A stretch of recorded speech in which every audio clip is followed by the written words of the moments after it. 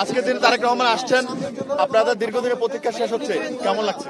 দেশবাসীর প্রতীক্ষা শেষ হচ্ছে, কি প্রাণের সঞ্চার হয়েছে মানুষের। আমাদের প্রিয় নেতা আপনি মাথায় সরেন, আপনি ফেসিবাদ বিরোধী বাংলাদেশের আগামী দিনের গণতান্ত্রিক যাত্রার দিক নির্দেশক, গণতন্ত্রের রক্ষা কবচ, স্বাধীনতা সার্বভৌমত্বের প্রতি আমাদের প্রিয় নেতা জনাব তারেক রহমান আজকে নিজের মাতৃভূমিতে অবতরণ করবেন। দীর্ঘ 17-18 বছর কষ্টকর নির্বাসিত জীবন শেষে আমরা অত্যন্ত আনন্দিত। সারা দেশবাসী অপেক্ষমান তাকে এক নজর দেখার জন্য, দুটো কথা শোনার জন্য। আমরা সেই মুহূর্তের জন্য অপেক্ষা করছি। বাংলাদেশের